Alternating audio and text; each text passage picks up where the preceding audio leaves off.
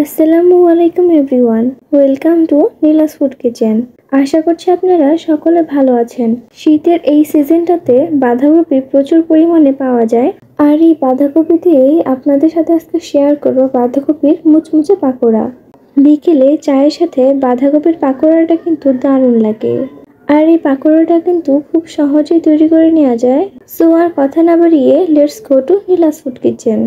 পাকোড়া তৈরি করতে প্রথমে আমি একটি মিডিয়াম সাইজের বাঁধাকপি নিয়েছি, আর এই বাঁধাকপিটাকে আমি এরকম পাতলা পাতলা করে কেটে নিয়েছি।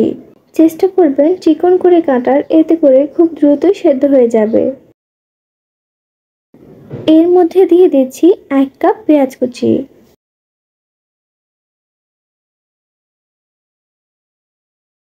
আরও দিয়ে দিচ্ছি 5 থেকে 6টা কাঁচামরিচ কুচি। আপনারা ঝালটা বুঝে কাঁচামরিচের পরিমাণটা বাড়িয়ে বা কমিয়েও দিতে পারেন। দিচ্ছি জিরা গুঁড়ো 1 চামচ, ধনে গুঁড়ো দিচ্ছি 1 চামচ,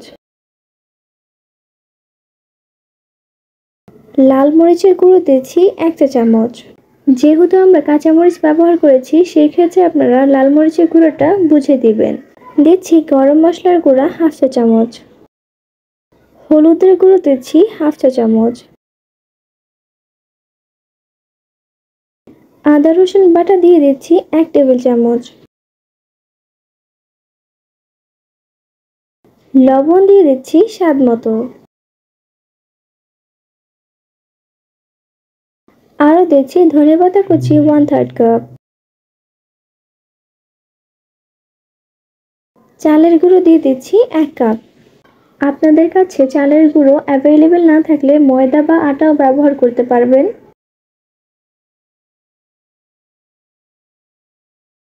বেসন দিয়ে দিচ্ছি 1 কাপ।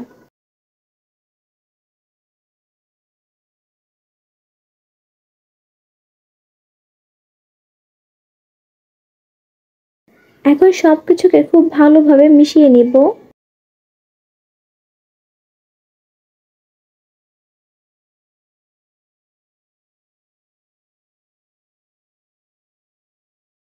প্রায় 5 মিনিট পর্যন্ত মেশাতে মেশাতে দেখবেন বাঁধাকপিটা নরম হয়ে গিয়েছে। এখানে এক্সট্রা করে পানি ব্যবহার করা যাবে না, কারণ বাঁধাকপিতে প্রচুর পরিমাণে পানি ছাড়ে। এখন দিয়ে দিচ্ছি একটি ডিম। এখন খুব ভালোভাবে সবকিছুকে মিশিয়ে নিব। আপনি যদি আমার চ্যানেলে নতুন হয়ে থাকেন তাহলে প্লিজ আমার চ্যানেলটি সাবস্ক্রাইব করে দিবেন এবং পাশে থাকা বেল আইকনে ক্লিক করে দিবেন।